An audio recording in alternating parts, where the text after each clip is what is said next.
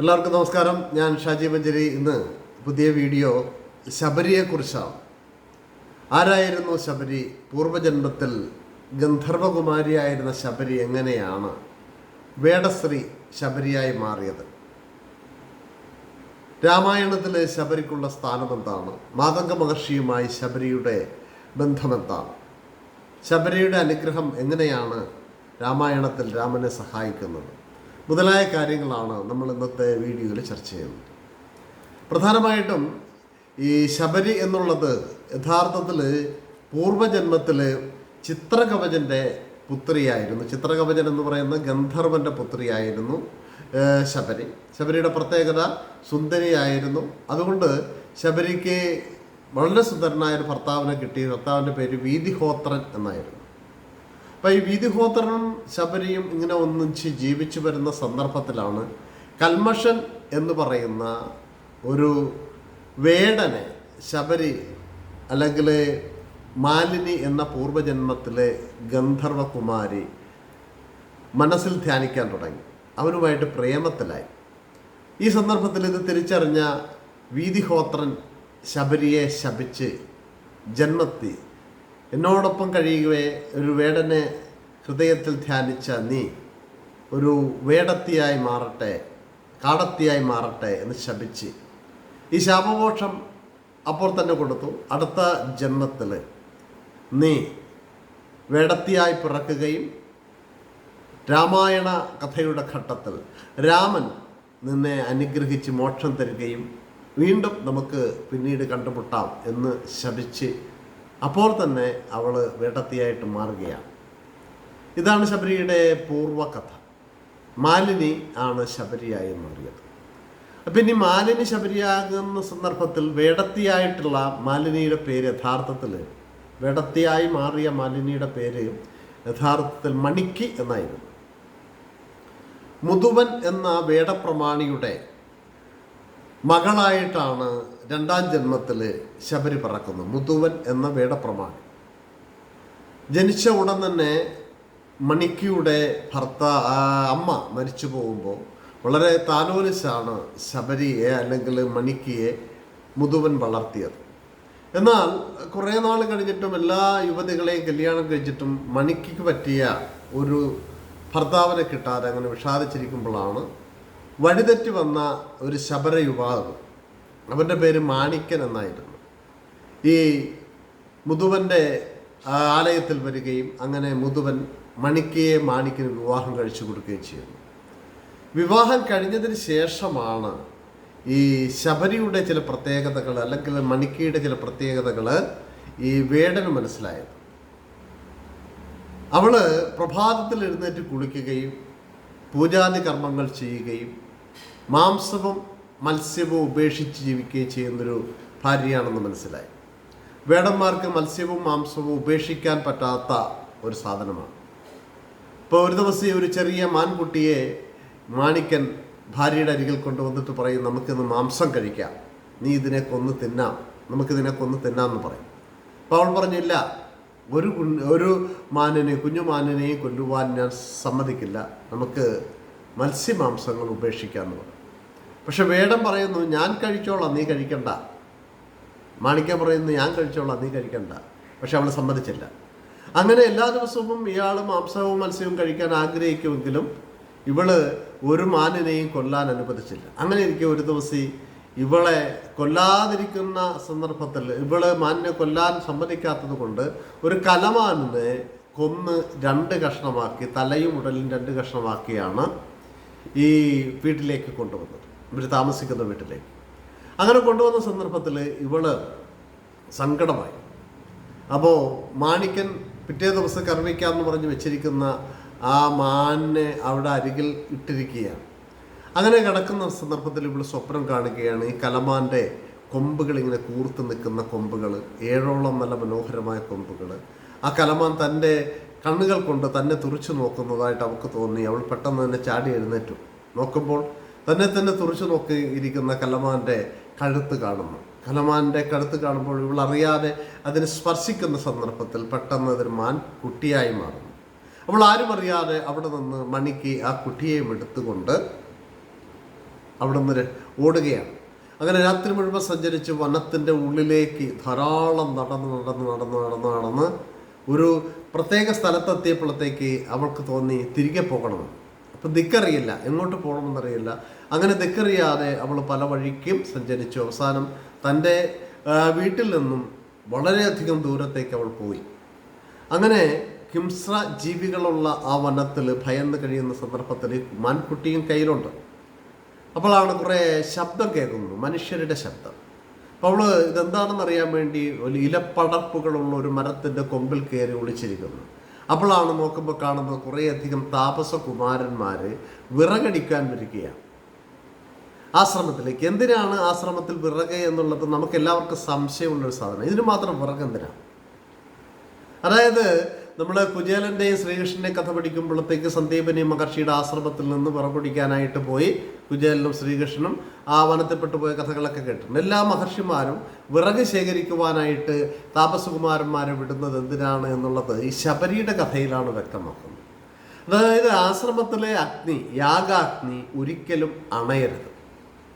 അത് അണയാൻ പാടില്ല. ഒരിക്കൽ കൊളുത്തി കഴിഞ്ഞാൽ അണയാൻ പാടില്ല.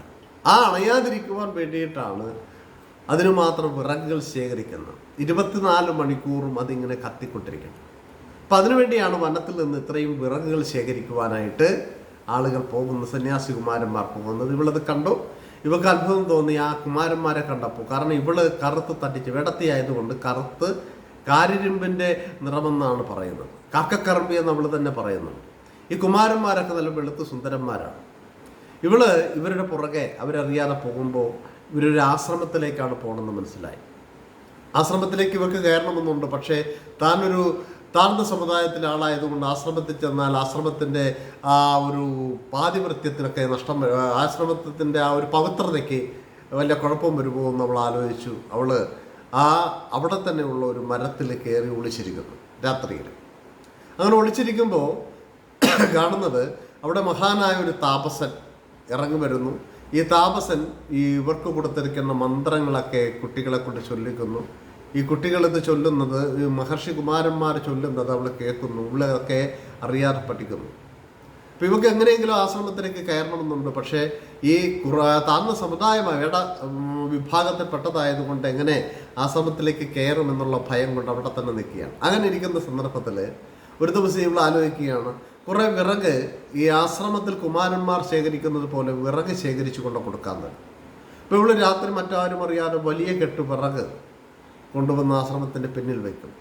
ഗുരു എഴുന്നേറ്റ് നോക്കിയപ്പോൾ ആശ്രമവാസികളെല്ലാം അത്ഭുതപ്പെട്ടു. വലിയ കെട്ട് വിറക് അവിടെ ഇരിക്കുന്നു. ഇതെങ്ങനെയാണ് വന്നത്?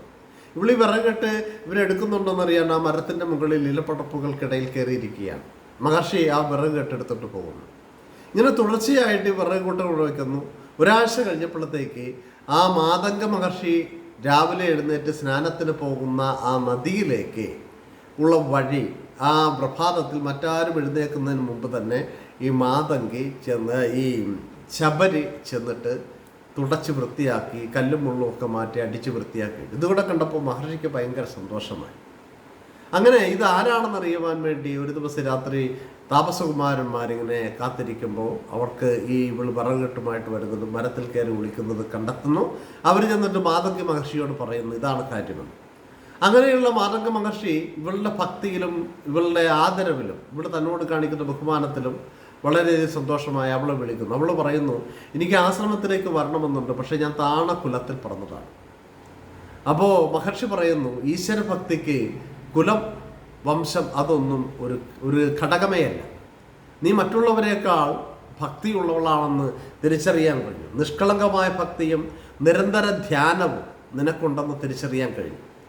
അതുകൊണ്ട് നീ ഇനി മുതൽ എൻ്റെ ആശ്രമത്തിൽ കൂടിക്കോളൂ എന്ന് പറയുന്നു.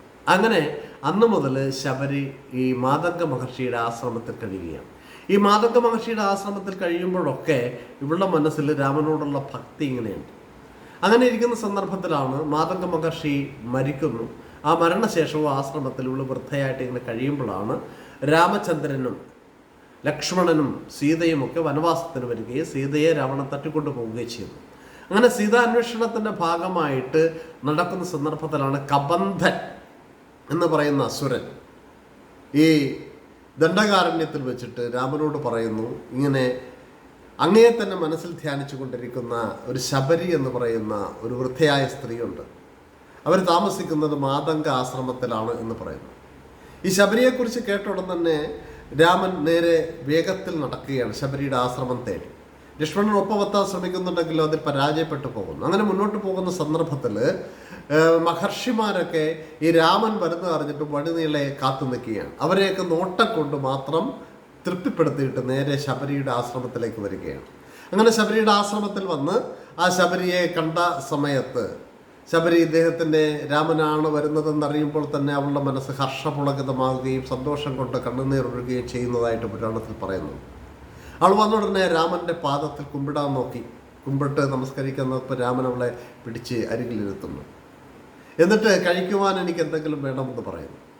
അവൾ രാമന് കൊടുക്കുവാൻ വേണ്ടി കരുതിയിരുന്ന ഫലമൂലാഹാരങ്ങളിൽ പഴങ്ങൾ എടുത്ത് കടിക്കുന്നു. കടിച്ചിട്ട് ഓരോ പഴവും കടിച്ചിട്ടാണ് ഈ രാമന് കൊടുക്കുന്നത്. ലക്ഷ്മണൻ ഇത് കണ്ടിട്ട് അംഗീകരിക്കുവാൻ പറ്റുന്നില്ല. ഇത് ഏതോ ഒരു വൃദ്ധയായ സ്ത്രീ ഇതാ രാമൻ ഭഗവാന് കൊടുക്കുന്നത് കടിച്ച് തിന്നതിൻ്റെ ബാക്കിയാണ്. ഉച്ഛിഷ്ടം ഭക്ഷിക്കുന്നത് ശരിയാണോ എന്നൊക്കെ സംശയങ്ങളൊക്കെ ലക്ഷ്മണനുണ്ടായി, മറ്റു മഹർഷിമാർക്കുമുണ്ടായി. പക്ഷേ രാമൻ ഒരു മടിയും കൂടാതെ ആ ഭക്ഷണം അവൾ കഴിച്ചതിൻ്റെ ബാക്കി ഭക്ഷണം വാങ്ങിക്കഴിക്കുകയും അവളെ അനുഗ്രഹിക്കുകയും ചെയ്യുന്നു. അങ്ങനെ അനുഗ്രഹിക്കുന്ന അവസരത്തിൽ വൃദ്ധതാപസ്യായിട്ടുള്ള അവൾ പറയുന്നു, രാമ, സീതാന്വേഷണത്തിൽ നിനക്ക് വിജയം ലഭിക്കും. നിഷ്കളങ്കമായ ഭക്തിയിലാണ് ഞാനിത് പറയുന്നത്. നിരന്തരമായ ധ്യാനത്തിലൂടെയാണ് ഞാനിത് പറയുന്നത്. ശരിയായ സമർപ്പണം എൻ്റെ മനസ്സിലുണ്ട്. അതുകൊണ്ട് ഞാൻ പറയുന്ന വാക്ക് അച്ചട്ടായിരിക്കും. നേരെ സഞ്ചരിക്കുക. പമ്പാ സരസ് കാണാം. ആ പമ്പാ സരസും കഴിഞ്ഞ് മുന്നോട്ട് പോകുക. ഋഷ്യമൂക അജലത്തിൽ സുഗ്രീവനുണ്ട്. സുഗ്രീവനുമായിട്ട് സഖ്യം സ്ഥാപിക്കുക.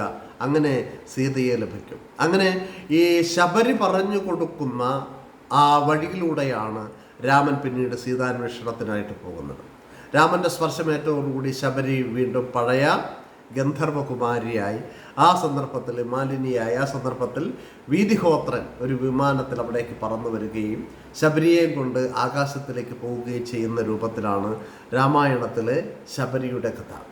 അതുമാത്രമല്ല, ശബരിയെ ഈ രാമൻ അനുഗ്രഹിക്കുന്നു. ശബരി താമസിച്ചിടം ഇനി മുതൽ ശബരിമല എന്ന് അറിയപ്പെടും. ആ ശബരിമല പിൽക്കാലത്ത് നമ്മൾ ഈ അയ്യപ്പൻ്റെ കഥയുമായിട്ടുമൊക്കെ ബന്ധപ്പെട്ട് വരുന്നുണ്ട്.